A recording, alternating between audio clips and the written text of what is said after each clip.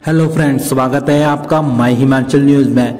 हिमाचल प्रदेश तथा अन्य प्रमुख खबरों के लिए माय हिमाचल न्यूज चैनल को सब्सक्राइब कर लें, साथ में बेल आइकन को भी प्रेस कर दें ताकि हिमाचल की हर ताजा खबर आपको मिलती रहे। तो चलिए सबसे पहले हिमाचल के कोरोना अपडेट पे बात कर लेते हैं, उसके बाद अगली मुख्य खबरों पे बात करेंगे। तो बने रहे वीडियो के अंत तक और वीडियो को लाइक भी कर दे। तो सबसे पहले कोरोना वायरस पे बात कर लेते हैं। तो हिमाचल प्रदेश में 18 कोरोना संक्रमितों की मौत, 837 नए मामले।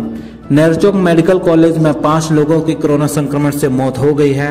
उधर प्रदेश में गुरुवार को कोरोना वायरस के 837 नए मामले सामने आए हैं। कांगड़ा के 161 हैं, मंडी के 137 हैं, शिमला के 133 हैं, सोलन 84 आए हैं कि 979 हैं, चंबा में 68 आए हैं, हमीरपुर 41 आए हैं, ऊना में 32 हैं, बिलासपुर 27 हैं, सिरमौर 23 हैं और कुल्लू में 19 नए कोरोना पॉजिटिव मामले आए हैं। इसके साथ ही प्रदेश में संक्रमितों का कुल आंकड़ा 42,697 हिमाचल प्रदेश में पहुंच गया है। 8,088 सक्रिय मामले चल रहे हैं अभी तक। 33,880 मरीज हिमाचल प्रदेश में अभी तक ठीक हो चुके हैं। 685 संक्रमितों की हिमाचल प्रदेश में मौत हो चुकी है। गुरुवार को कोरोना की जांच के लिए 8,187 लोगों के सैंपल लिए गए थे। तो हिमाचल आने वालों का कोरोना टेस्ट हो अनिवार्य। हिमाचल में कोरोना संक्रमण के बढ़ते मामलों के बाद प्रदेश हाई कोर्ट ने राज्य सरकार को सख्त निर्देश जारी किए हैं। हालांकि कोर्ट ने कहा है कि इसके लिए अकेले सरकार ही जिम्मेदार नहीं है, लोगों के गैर जिम्मेदाराना व्यवहार से भी महामारी बढ़ी है। न्यायाधीश त्रिलोक चौहान व ज्योत्सना रिवाल दुआ की खंडपीठ ने सरकार को आदेश दिए है कि राज्य के बाहर से आने वाले हर व्यक्ति का कोरोना टेस्ट अनिवार्य हो। कोविड समर्पित अस्पतालों के वार्डों में वरिष्ठ डॉक्टर नियमित दौरा करें। कोर्ट ने कहा है कि कोरोना संक्रमण से निपटने के कार्य में लगे कर्मचारी हड़ताल पर नहीं जा सकेंगे। उनके धरने प्रदर्शन पर पूरी तरह रोक रहेगी।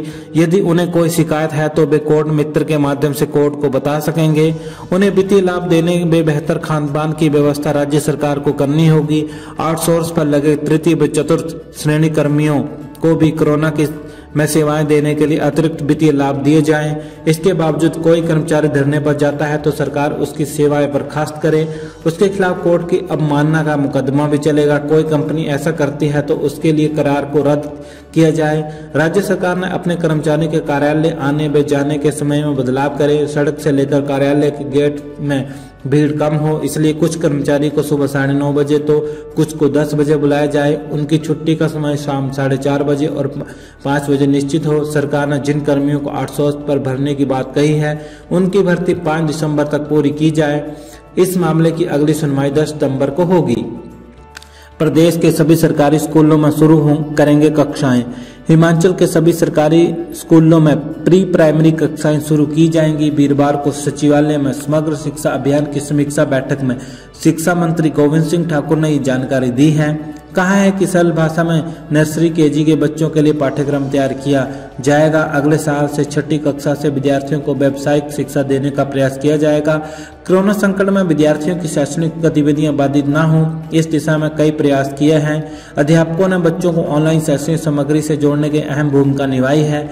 महामारी के दौरान भी वर्ष 2020-21 में प्रदेश के 3,840 विद्यालय में 28,430 बच्चों ने प्री प्राइमरी के लिए ऑनलाइन पंजीकरण करवाया है।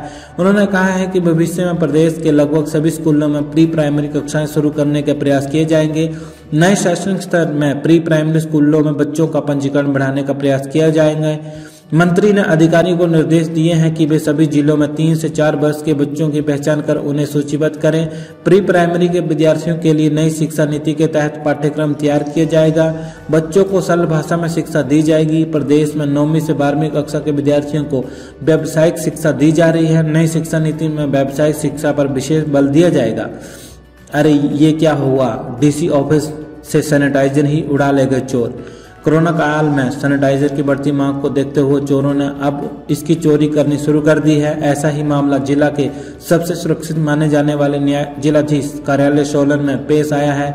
एडीसी कार्यालय के बाहर दीवार में कॉन्टेंटलेस सैनिटाइजर डिस्पेंसर को चोर दीवार से उखाड़कर शौचालय में फेंक गए और डिस्पेंसर से सैनिटाइजर को चुरा ले गए। हालांकि अभी ये स्पष्ट नहीं हुआ है कि इस घटना को चोरों ने अंजाम दिया है या फिर किसी ने शरारत की है। जिला प्रशासन ने मामले का पता चलते ही सीसीटीवी फुटेज को खंगालना शुरू किया है। बताया जा रहा है कि एडीसी कार्यालय के बाहर गैलरी में लगा सीसीटीवी कैमरा भी नहीं चल रहा है, लेकिन अन्य मंजिलों के कैमरे चल रहे हैं। हैरानी इस बात की है कि एडीसी कार्यालय चौथी मंजिल पर है, जबकि तीसरी मंजिल में एसपी कार्यालय है। हर मंजिल पर सीसीटीवी कैमरे लगे हैं। चोर फिर भी सैनिटाइजर की चोरी करने के लिए चौथी मंजिल पर पहुंच गया। घटना का पता तब चला जब वीरवार सुबह कर्मचारी अपने कार्यालय में पहुंचे तो देखा कि दीवार पर लगा डिस्पेंसर ही नहीं है। खोजबीन की तो पता चला कि इसी फ्लोर पर बने शौचालय में इसे फेंका गया है। इसे अब एडीसी की प्रतीक्षालय कक्ष में रखा गया है। अब हालात ऐसे हो गए हैं, हम खतरे में हैं। जीएस बाली। पूर्व मंत्री जीएस बाली ने कहा है कि सरकार अस्पतालों में सभी कोविड वार्डों में सीसीटीवी कैमरे लगाए, जिससे लाइव रिकॉर्डिंग से परिवार के सदस्य मरीज को देख सकेंगे। कहा कि कोविड वार्डों में मरीजों का सही इलाज हो रहा है या नहीं, ये उनके तीमारदारों को भी नहीं पता। अब तो ये हालात हो गए हैं कि 2 दिन पहले स्वास्थ्य मिलने वाले व्यक्ति का बाद में पता चलता है कि कोरोना से उसकी मौत हो गई है। अब तो हालात ये हो गए हैं कि अब हम सब खतरे में हैं। पत्रकार वार्ता में जीएस बाली ने कोरोना संक्रमण के लगातार बढ़ते मामले पर चिंता जताई है। कहा कि स्वास्थ्य विभाग डगमगा गया है। करीब लोगों को उपचार के लिए निजी अस्पतालों में जाना पड़ रहा है। अस्पतालों में न तो वेंटिलेटर युक्त बेड और न ही ऑक्सीजन की पर्याप्त मात्रा है। कोविड अस्पताल धर्मशाला में ही 100 से अधिक रोगी टांडा शिफ्ट होने के लिए वेटिंग में है। टांडा में पहले ही बेड फुल है। कहा कि वरिष्ठ डॉक्टर कोरोना मरीजों का चेकअप करने से कतरा रहे हैं। सरकार के मंत्री और सांसद भी डॉक्टरों के नकारात्मक रवैये की शिकायत सीएम से कर चुके हैं। आंखों और हड्डियों के रोगियों को भी कोरोना टेस्ट करवाने को बाध्य किया जा रहा है। बाली ने सरकार के निजी बसों में 50% सवारियां ढोने के फरमान को भी मंजात बताया। कहा कि निजी बसों में सवारियां ठूस कर भरी जा रही है, पूछने वाला कोई नहीं है। सरकार जो फैसले सुबह ले रही है, शाम होते ही इन्हें पलट दिया जा रहा है। रोज निर्णय बदलकर फजीहत करवा रहे हैं जयराम। मुकेश। नेता प्रतिपक्ष मुकेश अग्निहोत्री ने मुख्यमंत्री जयराम ठाकुर पर जवाबी हमला बोलते हुए कहा कि सारा प्रदेश जानता है कि जयराम ठाकुर को किस मजबूरी में मुख्यमंत्री बनाया गया है। जयराम खुद राजनीतिक दुर्घटना में कुर्सी पर पहुंचे हैं, वे मुझ पर क्या उंगली उठाएंगे। उन्होंने कहा कि रोज निर्णय लेकर पलटने वाले मुख्यमंत्री अपनी लगातार फजीहत करवा रहे हैं। मुख्यमंत्री हर रोज कुर्सी बचाने के लिए दिल्ली की परिक्रमा करते हैं। आज कोविड को लेकर जो हालात बिगड़े हैं उसके लिए मुख्यमंत्री जिम्मेदार है। वे हमें कोसने के बजाय सार्वजनिक माफी मांगे। जयराम पहले मुख्यमंत्री हैं जिनको भाजपा के राष्ट्रीय अध्यक्ष के मंच पर बोलने नहीं दिया गया। इनका केंद्रीय मंत्री इन्हें काम करने की आदत डालने की नसीहत दे गया। उन्होंने मुख्यमंत्री को कहा कि उनकी धमकियों से डरने वाले नहीं हैं। बेहतर रहेगा प्रदेश को संकट से बचाने के लिए नजरिए से काम करें। हालांकि ये स्पष्ट हो चुका है कि ये उनके बस की बात नहीं है। मुख्यमंत्री बीते 3 साल से उन्हें नेता प्रतिपक्ष से हटाने के ख्वाब देख रहे हैं। उन्हें पद पर कांग्रेस हाईकमान और कांग्रेस विधायकों ने बैठाया है और प्रदेश विरोधी निर्णय पर आवाज उठाई जाती रहेगी। शादी में कोविड-19 नियम तोड़ने पर हिमाचल में पहली एफआईआर, आयोजक गिरफ्तार। कोरोना महामारी के बीच शादी समारोह में उमड़ रही भीड़ पर पुलिस की नजर लगातार बनी हुई है। पुलिस ने ओल्ड मनाली में एक शादी में कोरोना को हल्के में लेने और लोगों को जान जोखिम में डालने पर शादी के आयोजक के खिलाफ मामला दर्ज कर उसे गिरफ्तार किया है। कुल्लू जिले में शादी के दौरान कोरोना से बचाव के लिए तय नियम न मानने वालों पर हिमाचल में ये पहली एफआईआर हुई है। पुलिस ने इससे पहले भी ये इस शादी में दबिश दी थी। इस दौरान सामाजिक दूरी का ख्याल रखा जा रहा था। आयोजक ने खाना और परोसने बनाने वालों के भी कोविड टेस्ट करवाए थे, जिसके लिए पुलिस ने उन्हें बधाई दी। लेकिन जैसे ही पुलिस समारोह स्थल से गई, लोगों ने कोरोना से बचाव के लिए नियमों को तोड़ना शुरू कर दिया। पुलिस अधीक्षक गौरव सिंह ने कहा कि सूत्रों से सूचना मिली कि पुलिस के जाते ही लोगों ने नियमों को दरकिनार किया। आयोजक ने उन्हें नहीं रोका, जिस पर यह कार्रवाई की गई। उन्होंने सभी लोगों से अपील की है कि किसी भी तरह की अनावश्यक भीड़ या समारोह न करें। किसी समारोह में कोरोना नियमों का उल्लंघन हो रहा है तो तुरंत पुलिस को सूचित करें। कोरोना का खतरा अभी टला नहीं है, इसलिए कोरोना संक्रमण के प्रसार को कम करने के लिए सख्त कदम उठाने की जरूरत है। सार्वजनिक स्थानों पर फेस मास्क का उपयोग करे जयराम ठाकुर। मुख्यमंत्री जयराम ठाकुर ने कहा कि सरकार ने कोरोना का प्रसार रोकने के लिए कुछ सख्त निर्णय लिए हैं। 15 दिसंबर तक प्रदेश में कोई भी राजनीतिक कार्यक्रम आयोजित नहीं किए जाएंगे। उन्होंने लोगों से परस्पर दूरी बनाए रखने और सार्वजनिक स्थानों पर फेस मास्क का उपयोग करने का आग्रह किया है। उन्होंने कहा कि इस वायरस की चेन को तोड़ने के लिए किसी भी सामाजिक, सांस्कृतिक और राजनीतिक कार्यक्रम में 50 से अधिक लोगों को उपस्थित होने की अनुमति नहीं होगी। मुख्यमंत्री जयराम ठाकुर ने बताया कि सरकार धरातल पर सभी से फीडबैक ले रही है और मॉनिटरिंग का काम अच्छा चल रहा है। शादियों के चलते कोविड-19 संक्रमण बढ़ा है, इस कारण वर्तमान परिस्थितियों को देखते हुए कड़े निर्णय भी लेने पड़े। भाजपा प्रदेश सह प्रभारी संजय टंडन ने कहा कि भाजपा कार्यकर्ता जिम्मेदारी से काम करता है।